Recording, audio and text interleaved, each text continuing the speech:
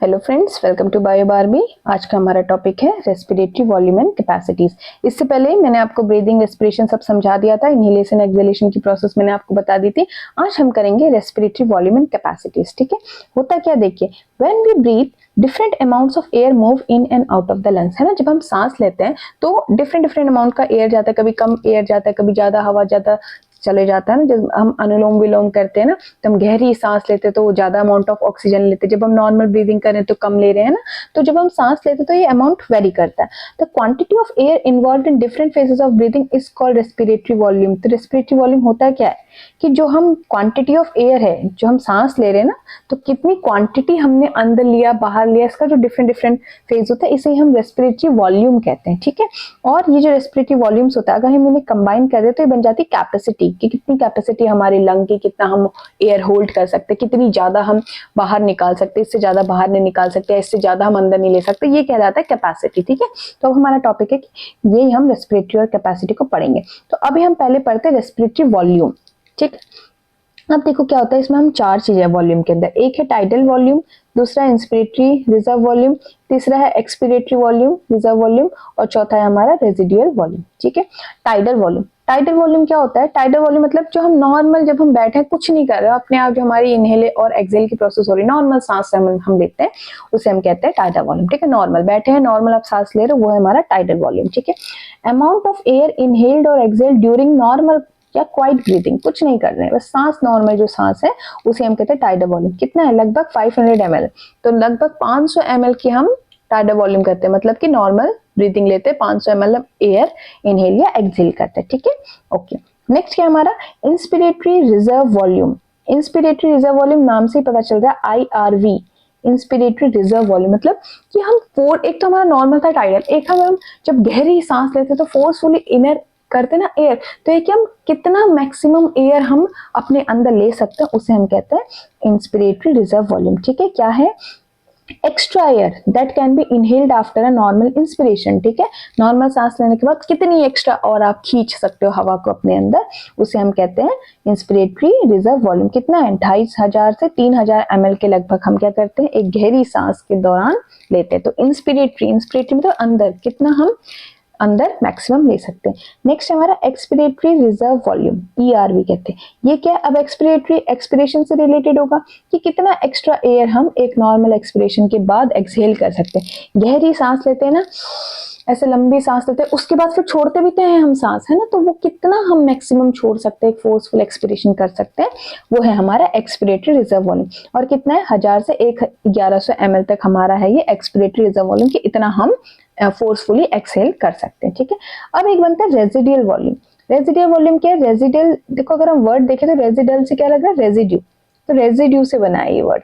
Residue क्या होता है? रेजिड्यू होता है बचा कुचा, है ना। अब ये क्या है कि amount of air that remains in the lungs even after maximum exhalation. अब हमने एक गहरी सांस ली थी, उसके बाद गहरी सांस को छोड़ दिया, तो उसके बाद मतलब मैक्सिमम आपने फोर्सफुल एक्सहेलेशन कर दिया, कोशिश करी ज्यादा से ज्यादा अपने लंग से CO2 निकालने की। उसके बाद जो आपका कुछ अमाउंट ऑफ एयर हमारे लंग्स में पाई जाती है, ठीक है, ताकि हमारे लंग्स कोलैप्स ना हो। ठीक है, इस वजह से हमारा जो लंग है ना, वो पहले से तैयारी करता है, कुछ ना कुछ हमारे अमाउंट ऑफ एयर को अपने अंदर स्टोर करके रखता है। उसे ही हम कहते हैं रेजिडियल वॉल्यूम, कि मैक्सिमम एक्सहेल करने के बाद भी कितना बचा कुचा हमारे वहां रह गया, कितना रेजिड्यू रह गया आपके लंग्स में एयर का, वही हमारा रेजिडियल वॉल्यूम। और कितना रहता है? 1100 से 1200 ml के लगभग वो रहता है। ठीक है, आई होप आपको रेस्पिरेटरी वॉल्यूम समझ आ गया होगा। टाइडल वॉल्यूम क्या है? टाइडल वॉल्यूम है हमारा कि जो नॉर्मल आपने सांस लिया, ठीक है, 500 ml। इंस्पिरेटरी रिजर्व वॉल्यूम की फोर्सफुली आपने डीप ब्रेथ लिया, ठीक है, कितना है? 2500 से 3000 तक हम डीप ब्रेथ ले सकते हैं। एक्सपिरेटरी, अब डीप गहरी सांस ले रहे तो गहरी सांस छोड़ोगे भी ना, तो 1100 से 1000 के आसपास हमारा एक्सपिरेटरी रहता है। और रेजिडुअल की फोर्सफुल एक्सहेलेशन के बाद भी जो बचा कुछ आपके लंग्स में एयर है वो होगा। ठीक, अब है हमारा रेस्पिरेटरी लंग कैपेसिटी। इसलिए हमने कहा था ना कि ये जो जितने भी हमारी वॉल्यूम्स है, उनको अगर हम कंबाइन कर दें तो हमारा बनता है रेस्पिरेटरी लंग कैपेसिटीज, है ना। पहला इंस्पिरेटरी कैपेसिटी, मतलब कितनी कैपेसिटी, हम कितनी गहरी सांस हम ले सकते हैं। एक तो है नॉर्मल टीवी, नॉर्मल सांस टाइडल वॉल्यूम जो हम नॉर्मल ब्रीदिंग कर रहे हैं कितना था, 500 के आसपास था। दूसरा है आईआरवी, मतलब कि फोर्सफुल इनहेलेशन। इन्हीं को तो मिला के हमारी कैपेसिटी बनेगी कि कितना कैपेसिटी हमारे लंग्स की। एक तो नॉर्मल रेस्पिरेशन में हमने जितना एयर अंदर लिया, एक है फोर्सफुली हमने कितना लिया। फोर्सफुली वाला कितना था वो आईआरवी, वो लगभग 2500 से 3000 के आसपास था ना, कि हम इतना फोर्सफुल हम इनहेल कर सकते हैं। ठीक है, तो अगर हम इन दोनों को प्लस कर दे तो कितना बना, 500 2500 को ऐड करो, 3000 बचा ना। तो 3000 या 3500 के आसपास हमारी लंग्स की कैपेसिटी होती है कि maximum amount of air that can be inhaled after normal expiration के बाद कितना ज्यादा इनहेल कर सकता है, ये हमारा इंस्पिरेटरी कैपेसिटी कितनी है, 3000 से 3500 के आसपास है। ठीक है, इतना हमारे लंग्स की कैपेसिटी है, इससे ज्यादा हवा हमारे लंग्स अपने अंदर नहीं ले सकते। ठीक है, functional residual capacity, functional residual capacity क्या है, air remaining in the lungs after a normal expiration keeps alveoli partially field for continuous gaseous exchange. ठीक है, इसमें क्या है हमारा फंक्शनल रेजिडियल कैपेसिटी में जो हमारी expiratory volume plus reserve volume आता है। ठीक है, जो हमारे लंग्स ने रखा था उसके साथ साथ कितना वो एक्सहेल कर लेते हैं। एक्सपीरेटरी वॉल्यूम कितना था हमारा, 1000 के आसपास था, और हमारा रिजर्व वॉल्यूम ये भी 1000 या 1100 के आसपास था। इसको ऐड करें तो हमारा 2100 बन गया ना, तो 2100 से 2300 ml क्या होता है हमारा फंक्शनल रेजिडियल कैपेसिटी होता है। ठीक है, ये क्या हमारा नॉर्मल एक्सपिरेशन के बाद है। ये ध्यान रखना, आप कहोगे कि इसमें और रिजर्व वॉल्यूम में क्या डिफरेंस है। फंक्शनल रेजिडियल कैपेसिटी में डिफरेंस है कि नॉर्मल एक्सपिरेशन के बाद कितना हमारा बचता है, और रेजिडियल वॉल्यूम में क्या है कि मैक्सिमम एक्सहेलेशन के बाद। रेजिडियल वॉल्यूम है कि आप कोशिश करो मैक्सिमम एक्सहेल करने के, उसके बाद जो आपके लंग्स में बचा कुछ है वो है रेजिडियल वॉल्यूम। और जबकि फंक्शनल रेजिडियल कैपेसिटी क्या है कि नॉर्मल जो हमने सांस छोड़ी थी बस उसके बाद। ठीक है, वो है। नेक्स्ट है हमारा, इसमें हम आते हैं वाइटल कैपेसिटी।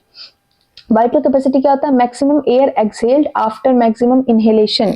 ये लंग्स की स्ट्रेंथ शो करता है। वाइटल कैपेसिटी, वाइटल मतलब इंपॉर्टेंट, कितने इंपॉर्टेंट है हमारे लंग्स, कितने ज्यादा स्ट्रांग है, ये बताता है कि आप कितना इनकी स्ट्रेंथ है कि कितना एयर आप अपने अंदर इनहेल कर सकते हो या कितना एक्सहेल कर सकते हो, मैक्सिमम लिमिट बताता है। तो इसके अंदर आता है, तीनों चीजें ऐड कर दो। Tidal volume normal respiration 500 ml था। आईआरवी फोर्सफुल जो हमने इनहेलेशन लिया था 2500 के आसपास था।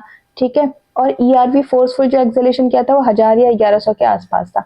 अगर हम इन सबको ऐड कर दे तो कितना बचा, 4000। तो 4000 से 4500 इतने के आसपास हमारा वाइटल कैपेसिटी होते हैं। टोटल लंग कैपेसिटी, भाई आपकी पूरी लंग की कैपेसिटी, कितना नॉर्मल ब्रीदिंग, कितना फोर्सफुल एक्सहेलेशन, कितना फोर्सफुल इनहेलेशन, और कितना हमारा बचा कुचा पार्ट रह गया, वो कहलाता है लंग कैपेसिटी। मतलब सारी चीजों को ऐड कर दो वो हो जाता है। ठीक है, total volume of air of the lungs can hold after a deep inhalation. ये गहरी सांस के बाद हमारे जो लंग्स है उनकी कितनी कैपेसिटी है वो चीजों को होल्ड आउट कर सकते हैं, वो हमारी टोटल लंग कैपेसिटी। तो ये है कुछ रेस्पिरेटरी लंग कैपेसिटीज। इससे क्वेश्चंस इस तरह से आते हैं कि इंस्पिरेटरी कैपेसिटी कितनी है हमारी, 3000 है, 3500 है, और बहुत रेयर क्वेश्चंस आते हैं जैसे डेफिनेशन आपसे ज्यादातर पूछी जाती है। ठीक है, आई होप ये क्लियर होगा। नेक्स्ट टॉपिक है हमारा exchange of gases. Exchange of gases कहाँ होता है, एल्विलाई में होता है ना। The exchange of gases refers to the movement of oxygen and carbon dioxide between. Exchange of gases मतलब क्या है कि आपको O2 और CO2 का मूवमेंट बताते हैं किस किस के बीच में।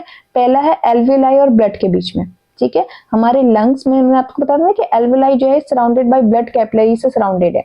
ठीक है, तो एल्विलाई क्या होता है, CO2 दे देता है ब्लड को, और दूसरा क्या हमारा ब्लड एंड बॉडी टिश्यूज। दूसरा हमारा जो बॉडी टिश्यूज है वहां से क्या करता है, मैंने आपको बताया ना, जब ब्लड हमारे टिश्यूज को ऑक्सीजन प्रोवाइड करता है तो कुछ वापस भी तो लेके आएगा, फ्री में तो जाएगा नहीं। तो जब ये टिश्यूज को हमारे ऑक्सीजन देता है तो टिश्यूज वापस इसको CO2 देते हैं। ठीक है, तो टिश्यू और ब्लड के बीच में भी हमारा गैसियस एक्सचेंज होता है। ठीक, टिश्यूज में CO2 ज्यादा होती है, क्यों, क्योंकि सेल के अंदर रेस्पिरेशन की प्रोसेस चलती है ना। ओके, तो क्या है ये जनरली हमारा exchange of gases, it is a passive process, gases move by diffusion based on their partial pressures. Partial pressure के बेसिस पे गैसेस जो है बाय डिफ्यूजन मूव करते हैं। तो एक्सचेंज ऑफ गैसेस कहाँ होता है हमारा, एक्सचेंज ऑफ गैसेस होता है हमारा मेन लंग्स के अंदर एल्विलाई में, और कहाँ, alveoli and blood and body tissues. ठीक, ओके। नेक्स्ट अब देखो, मैं आपको डायग्रामेटिकली कोशिश करती हूँ इस प्रोसेस को समझाने की। ठीक है, ये है हमारे लंग्स, सपोज कर लो, सपोज कि दीज आर लंग्स। ठीक, सपोज कर लीजिए ये जो मैंने बॉटम पे बनाया ये है हमारे body tissues, these our body tissues. ठीक, ओके। अब एक और चाहिए हमें, इनके बीच में चाहिए मेन हमारे हार्ट भैया, क्योंकि ये जो गैसेस का जो ट्रांसपोर्टेशन होता है ये ब्लड के थ्रू होता है ना, ब्लड कहाँ से आएगा, हमारे हार्ट पे आएगा, ठीक है। अब देखो लंग्स में क्या होता है, जब हमने बाहर से एयर ली, ऑक्सीजन रिच एयर है, तो लंग्स में क्या होगा, ऑक्सीजन का पार्शियल प्रेशर ज्यादा होता है, ठीक। कितना होता है ऑक्सीजन का पार्शियल प्रेशर लंग्स के अंदर, 104 mmHg मरकरी, ठीक। ओके, एल्विलाई के अंदर बात हो रही है, ठीक है।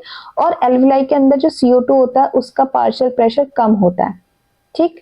कितना होता है, 40 mmHg। ये है दोनों गैसेस का प्रेशर हमारे लंग्स में। ऑक्सीजन इनहेल कर रहे हैं 104 और CO2 का होता है 40, ठीक। अब यहाँ से क्या आती है हमारी, जो हमारे लंग्स है ये करते हैं, हमारे ब्लड को देते हैं, हार्ट को देते हैं ऑक्सीजन रिच ब्लड, O2। किसके थ्रू जाएगा O2, हार्ट से हमारे कौन सी आती है, पल्मोनरी वेन। पल्मोन वर्ड मतलब क्या है, लंग्स, तो लंग्स से आ रही नहीं, तो लंग्स से हार्ट की तरफ आ रही तो पल्मोन नाम होगा, पल्मोनरी वेन, ठीक है। हार्ट को आई, हार्ट को इसने ऑक्सीजन रिच ब्लड O2 दिया, ठीक है। हार्ट ने फिर क्या किया, हार्ट ने फिर ये किसके थ्रू टिश्यूज को दिया, हार्ट ने ये दिया सिस्टमिक आर्टरीज के थ्रू टिश्यूज को। किसके थ्रू दिया, ये क्या हमारी सिस्टमिक आर्टरीज। सिस्टमिक आर्टरीज क्या होती है, ये हमारी ऑक्सीजनेटेड ब्लड को कैरी करती है, ठीक है। मैं अच्छे से लिख देती हूँ, सिस्टमिक आर्टरी, ठीक है, ओके। अब ये देखो ऑक्सीजनेटेड ब्लड है ना, ऑक्सीजनेटेड ब्लड है मतलब यहाँ पे पार्शियल प्रेशर ऑक्सीजन का कितना होगा, CO2 के कंपैरिजन ज्यादा होगा, ये होता है लगभग 95 mmHg, ठीक। और CO2 का क्या होता है पार्शियल प्रेशर, CO2 का पार्शियल प्रेशर यहाँ पे कम होगा क्योंकि ऑक्सीजन रिच ब्लड है, ठीक। ओके, ऑक्सीजन का कंसंट्रेशन ज्यादा था तो क्या होगा, ब्लड ने यहाँ पे CO2 ब्लड ने टिश्यूज को ऑक्सीजन यहाँ पे प्रोवाइड कर दी, ठीक। ओके, अब जो हमारे टिश्यूज है ना, टिश्यूज क्या होते हैं, ग्रुप के सेल्स, ग्रुप ऑफ सेल्स कहते हैं ना, और सेल्स के अंदर क्या होता है, रेस्पिरेशन की प्रोसेस होती है। रेस्पिरेशन की प्रोसेस होती है तो वहां पे वेस्ट प्रोडक्ट CO2 निकलता है, यानी कि जो हमारे बॉडी टिश्यूज है उसमें CO2 का कंसंट्रेशन ज्यादा होता है। CO2 का कंसंट्रेशन ज्यादा होता है तो वो क्या करते हैं, ब्लड को CO2 दे देते हैं, ब्लड को क्या प्रोवाइड कर देते हैं, CO2, ठीक। ये ब्लड को दे दिया CO2, किसने, हमारे बॉडी टिश्यूज ने, क्यों, क्योंकि उनके पास CO2 का कंसंट्रेशन ज्यादा था, ठीक है। अब हमारी बॉडी टिश्यूज से हमारे हार्ट को कौन देगा, ये डीऑक्सीजनेटेड ब्लड, ये देगा हमारी सिस्टमिक वेन्स। सिस्टमिक वेन्स हमारे हार्ट को ले जाएंगी डीऑक्सीजनेटेड ब्लड। अब CO2 है यहाँ पे, तो यहाँ पे क्या होगा, यहाँ पे CO2 का कंसंट्रेशन ज्यादा होगा, कितना होगा ऑक्सीजन के कंपैरिजन, 45 mmHg होगा, और इसमें ऑक्सीजन डीऑक्सीजनेटेड ब्लड में ऑक्सीजन का कंसंट्रेशन कम होगा, कितना होगा 40, ठीक। अब इसने दिया, हार्ट को दिया, अब हार्ट क्या करेगा, हार्ट यही डीऑक्सीजनेटेड ब्लड को लंग्स को देगा, भाई हमारे पास कार्बन डाइऑक्साइड ज्यादा हो गई है, पल्मोनरी भाई, पल्मोनरी आर्टरी भाई तुम क्या करो, लंग्स के पास जाओ, ये डीऑक्सीजनेटेड ब्लड उसको दो और क्या करो, हमारा ऑक्सीजनेटेड ब्लड ले आओ, ठीक है। तो पल्मोनरी आर्टरी ये वाला ब्लड देती है, देखो इसमें क्या है 45 mm CO2 का कंसंट्रेशन, लंग्स के अंदर क्या है 40 mm है, तो क्या होगा, टिश्यूज क्या करेंगे, high concentration to low concentration move कर जाएगा। तो जब ये पल्मोनरी आर्टरी मूव पहुंचेगी ना लंग्स के पास, तो पल्मोनरी आर्टरी में देखेंगे कि कंसंट्रेशन क्या है भाई, तो देखेंगे कि CO2 का कंसंट्रेशन यहाँ ज्यादा है आर्टरी के पास, तो हाई कंसंट्रेशन से लो कंसंट्रेशन आर्टरी क्या करेगी, लंग्स को CO2 दे देगी, ठीक। और CO2 हमारा बॉडी से बाहर चले जाएगा। इस तरह से ये होता है हमारा गैसियस एक्सचेंज हमारी बॉडी में, ठीक है, लंग्स और इसमें। आई होप आपको ये प्रोसेस समझ आ गई होगी, नहीं आई है तो मैंने सब लिखा हुआ है, यहाँ देख लेते हैं किस तरह से होता है exchange of gases in the lungs, alveoli और ब्लड के बीच में देख रहे हैं अभी, ठीक है। अभी हम यहाँ ये वाला जो प्रोसेस है ना, ये लंग्स और ये वाला प्रोसेस देख रहे हैं कि एल्विलाई और ब्लड के बीच में कैसे एक्सचेंज होता है, फिर हम ये वाला देखेंगे, ठीक। ओके, चलिए देखते हैं कहाँ हो रहा है साइट, भाई एल्विलाई में होगा, है ना। वेन्यू क्या एल्विलाई है, एल्विलाई क्या टाइनी एयर सैक्स है जो लंग्स में पाए जाते हैं और कैपिलरी से सराउंड होते हैं, ठीक है। एल्विलाई में क्या होता है, देखो हाई O2 कंसंट्रेशन, मैंने अभी आपको डायग्राम में बताया था ना कि एल्विलाई में कितना होता है, हम इनहेल कर रहे हैं ऑक्सीजन रिच एयर, तो 104 mmHg यहाँ पार्शियल प्रेशर होता है O2 का, तो एल्विलाई के अंदर ऑक्सीजन का कंसंट्रेशन ज्यादा है और CO2 का कंसंट्रेशन कम होता है। CO2 का कंसंट्रेशन कितना होता है, लगभग 40 होता है ना, इतना कंसंट्रेशन होता है। अब क्या है, the deoxygenated blood reaching the lungs from the right ventricle via the pulmonary artery। तो डीऑक्सीजनेटेड ब्लड क्या है, लंग्स के थ्रू आएगा हमारा पल्मोनरी आर्टरी में, जिसमें क्या लो O2 और हाई CO2 होगा। ये वाली चीज कह रहे हैं हम, ये है ना पल्मोनरी आर्टरी, है ना। तो डीऑक्सीजनेटेड ब्लड यहां से यहां जाएगा और जिसमें क्या होगा कह रहे हैं ये which has low O2 and high CO2। यही तो था, ये देखो ये है ना लो O2 एंड हाई CO2। तो यही चीज हमारे यहाँ पे डिस्कस हो रही है, ठीक। तो ये हो गया, ठीक है। एल्विलाई के पास O2 का कंसंट्रेशन ज्यादा है, लेकिन पल्मोनरी आर्टरी उसको ये वाला ब्लड लेके जा रही है, ठीक है। अब क्या होगा, high concentration to low concentration move होगा ना, तो इससे क्या होगा, एल्विलाई अपना हाई O2 का कंसंट्रेशन से ब्लड में चली जाएगी। Because gases always move from higher partial pressure to lower partial pressure, इसलिए ऑक्सीजन जो है एल्विलाई से ब्लड में डिफ्यूज हो जाएगी। क्यों, क्योंकि एल्विलाई में ऑक्सीजन का कंसंट्रेशन ज्यादा था, और CO2 ब्लड से एल्विलाई में आ जाएगी, क्योंकि ब्लड के पास CO2 का कंसंट्रेशन ज्यादा था, एल्विलाई में कम था, तो ब्लड से एल्विलाई में CO2 चली जाएगी। Thus, deoxygenated blood leaves the lungs through the pulmonary veins and goes to the heart for distribution of the body, right? ये है ये पार्शियल प्रेशर। देखो ये नीट में पूछा भी जाता है, ठीक है। क्या है partial pressure, gases O2 alveoli में 104 है और ब्लड में 40 है। देखो हाई कंसंट्रेशन का है एल्विलाई में, है ना, यहाँ पे हाई है, तो यहाँ से क्या होगा, हाई टू लो कंसंट्रेशन, यानी कि एल्विलाई से ब्लड में मूवमेंट होगा ऑक्सीजन का। अब CO2 की बात करें, CO2 का एल्विलाई में कंसंट्रेशन कम है, देखो 40 है, यहाँ लो है, और हमारे ब्लड में देखो 45 है, यहाँ हाई है। तो again high concentration to low concentration move होगा, तो CO2 ब्लड से कहाँ जाएगी, एल्विलाई में। यही था, किस वजह से हो रहा है ये, पार्शियल प्रेशर की वजह से, ठीक। ओके, नेक्स्ट अब देखते हैं टिश्यू लेवल में, ठीक है। टिश्यू लेवल में ब्लड और सेल्स के बीच में कैसे गैसेस एक्सचेंज होती है, वही है। साइट कहाँ है भाई, ब्लड और टिश्यूज के बीच में, सिस्टमिक कैपिलरीज और टिश्यू के बीच में, ठीक।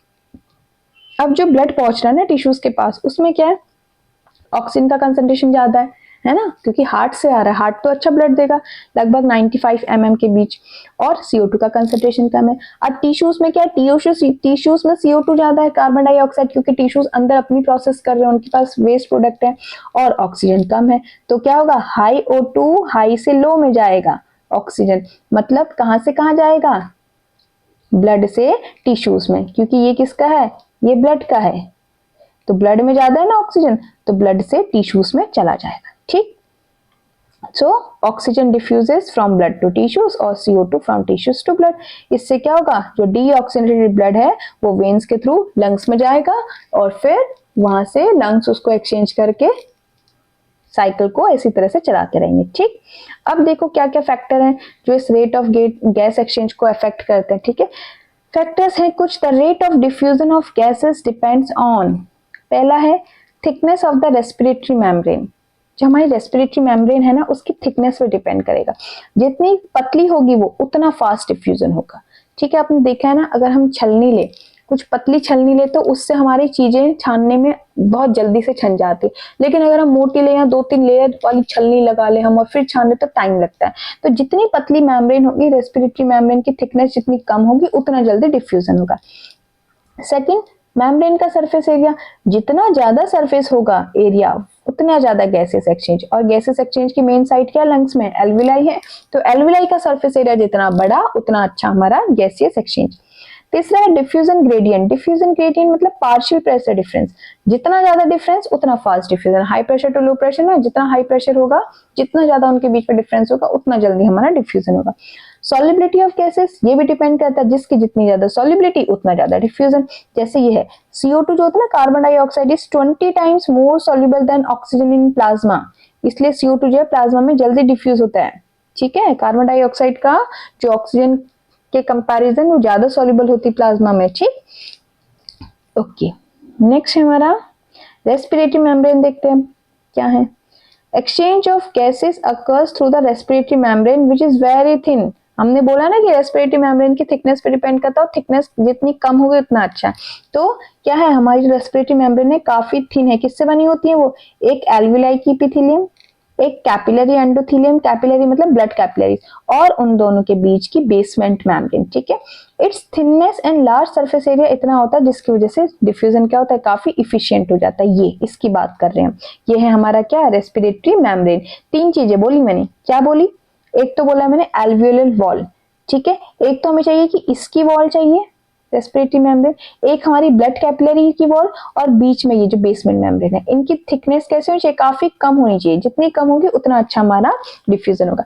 Squamous epithelium of alveolar wall, इसमें स्क्वेमस इपिथेलियम पाया जाता है जो एक ही सेल का होता है, देखो बन दिख भी रहा होगा आपको, एक ही सेल थिक है ना।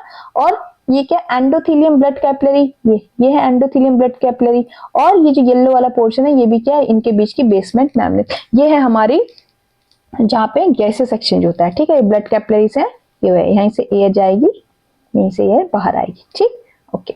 नेक्स्ट हमारा ट्रांसपोर्ट ऑफ गैसेस, अब एक्सचेंज हो गया है ना, लंग्स ने टिश्यूज को दे दिया, ब्लड ने टिश्यूज को दे दिया, ब्लड से लंग्स को भी दे, एल्विलाई को भी दे, अब किस तरह से ट्रांसपोर्ट होगा देखते हैं, ट्रांसपोर्ट ऑफ गैसेस। पहले हम देखते हैं ऑक्सीजन का बॉडी में ट्रांसपोर्ट किस तरह से हो रहा है, ठीक है। पहले तो देखो कितना ऑक्सीजन कैरी कर रहा है, ठीक है, 100 ml ऑफ ऑक्सीजनेटेड ब्लड में 20 ml ऑफ O2 हमारा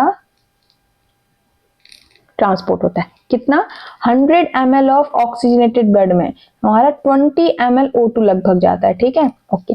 और every 100 ml of oxygenated blood carries about 20 ml of O2, ये दो बार आ गया, सॉरी, हाँ, okay.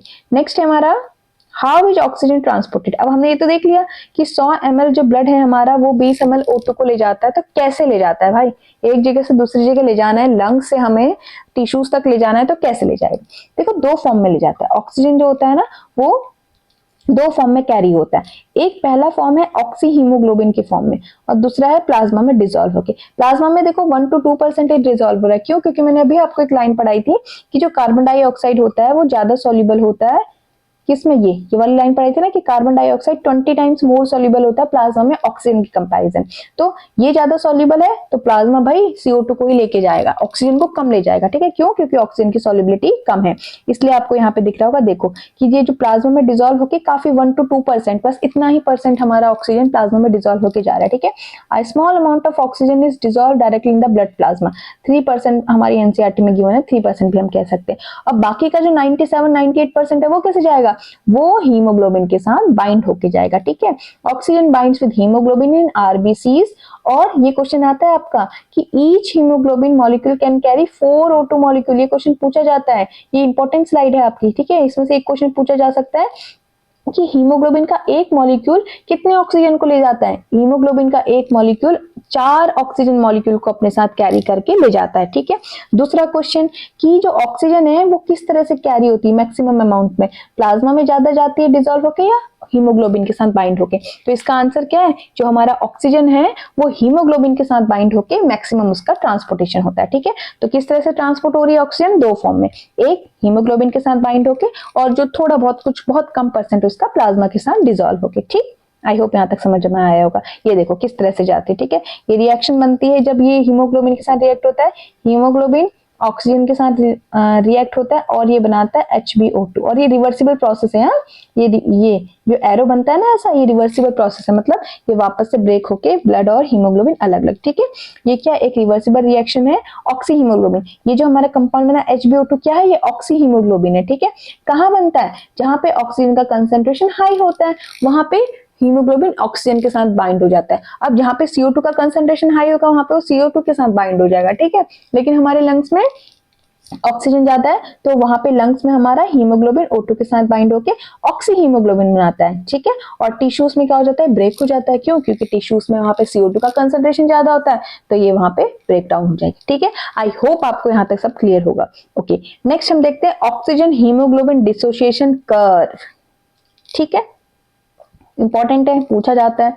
When we plot percentage saturation of hemoglobin with oxygen against partial pressure of O2, we get a sigmoid S-shaped curve। ये कह रहा है कि जब हम कितना परसेंट हीमोग्लोबिन हमारा ऑक्सीजन के साथ सैचुरेट हो रहा है, अगर हम इसका ग्राफ बनाएं तो हमें से एक एस शेप कर्व मिलता है, ठीक है। मीनिंग, जिसका मीनिंग क्या है कि हाई प्रेशर में, किसका हाई प्रेशर, ऑक्सीजन का हाई प्रेशर कहाँ पे होगा, ऑब्वियसली लंग्स में होगा, तो कह रहा है हाई प्रेशर जहां पे होता है वहां पे हीमोग्लोबिन पूरी तरह से ऑक्सीजन के साथ फुली सैचुरेटेड हो जाता है। लेकिन जहां पे ऑक्सीजन का कंसंट्रेशन कम होता है वहां पे वो रिलीज कर देता है, बॉन्ड ब्रेक कर देता है। और कहाँ होता है कंसंट्रेशन कम? टिश्यूज में। ठीक, ये देखो, अगर ये हम ग्राफ की बात करें तो ये हमारा graph partial pressure of oxygen, ठीक है, ये है पार्शियल प्रेशर। तो जब हम इसको हम अगेंस्ट पुट करते हैं ना हीमोग्लोबिन के साथ, तो इस तरह से हमें ये ऐसे एस शेप सिग्मोइड तरह का ये कर्व देता है। ठीक है, आई होप यहां तक आपको सब क्लियर होगा। ओके, नेक्स्ट हम देखते हैं फैक्टर्स। ये कर्व बना ना हमारा, ये कर्व हमारा कब शिफ्ट होता है? कब ये कर्व हमारा राइट शिफ्ट हो जाता है? राइट शिफ्ट कब होगा? जब ऑक्सीजन की एफिनिटी कम होगी, मतलब जहां पे हीमोग्लोबिन ऑक्सीजन के साथ बाइंड नहीं कर पाता है वहां पे ये जो हमारा एस शेप कर्व मिला था ना, ये नहीं मिलेगा, ये कर्व राइट शिफ्ट हो जाएगा। तो क्या क्या फैक्टर्स है? O2 के साथ कब बाइंड नहीं करेगा? ऑब्वियसली जब CO2 का कंसंट्रेशन ज्यादा होगा, क्योंकि जो हीमोग्लोबिन है ना ये दोनों के साथ रिएक्ट कर सकता है। ये CO2 को भी साथ बाइंड कर सकता है, ये O2 के भी साथ बाइंड कर सकता है, डिपेंड करता है उसको वहां पे क्या अवेलेबल है।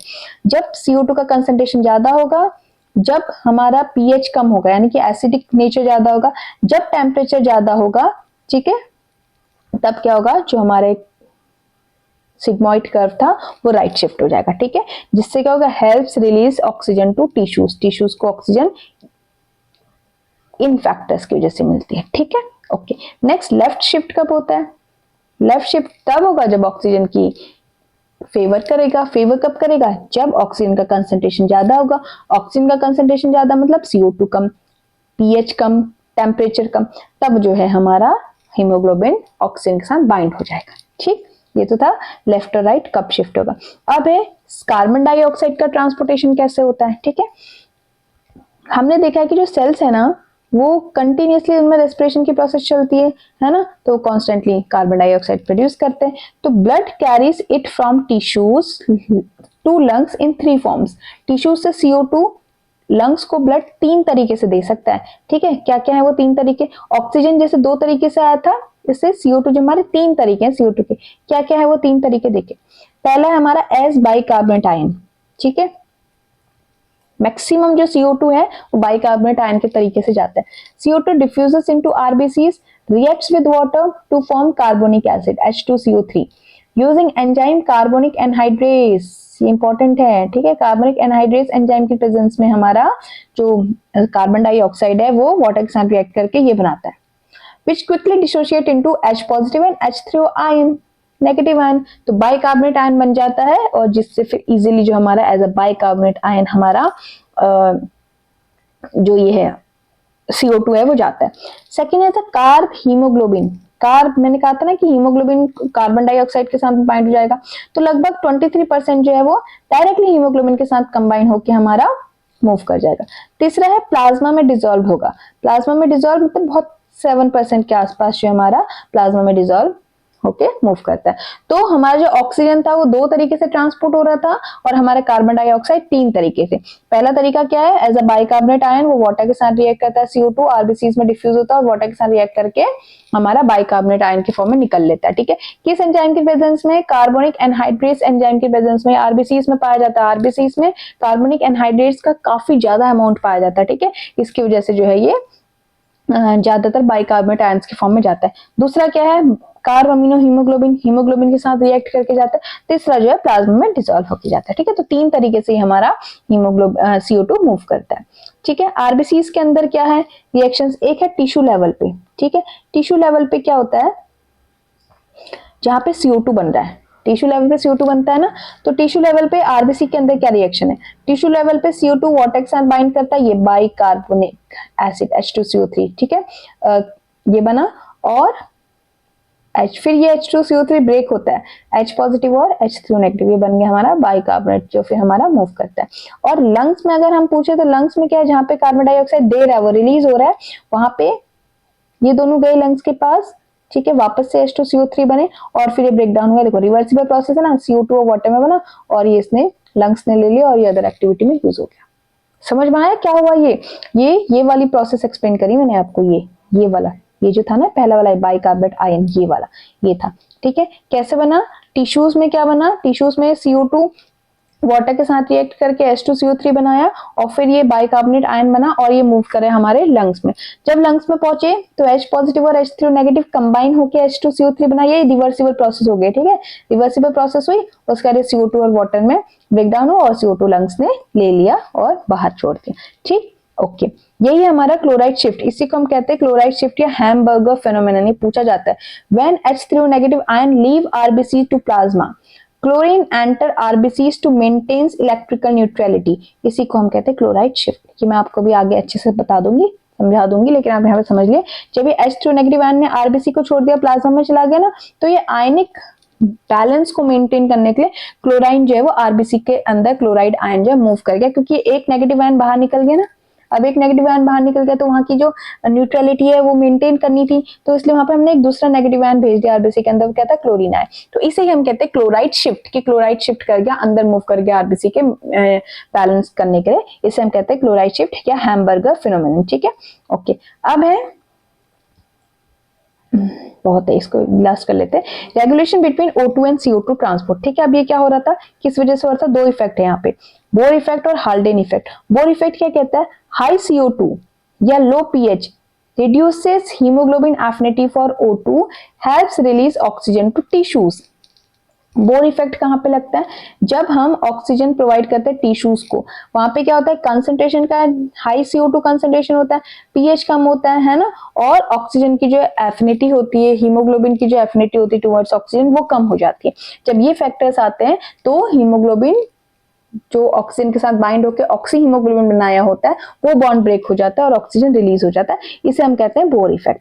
दूसरा हमारा हाल्डेन इफेक्ट। हाल्डेन इफेक्ट इसी का उल्टा, जब ऑक्सीजन ज्यादा होती है वहां पे हीमोग्लोबिन की जो एफिनिटी होती है CO2 के लिए, वो कम हो जाती है और CO2 ब्लड में रिलीज हो जाता है। इसे कहते हैं हाल्डेन इफेक्ट। ठीक है, तो यही दोनों इफेक्ट होते हैं जिसकी वजह से लंग्स में CO2 और O2 का एक्सचेंज होता है। ठीक है, कौन कौन से इफेक्ट, बोर इफेक्ट है, Haldane effect. Okay, I think आज की वीडियो के लिए इतना काफी है, और अब हम आगे करेंगे रेगुलेशन ऑफ रेस्पिरेशन। ठीक है, थैंक यू। अगर आपको वीडियो पसंद आए तो लाइक, शेयर और कमेंट करिएगा। धन्यवाद।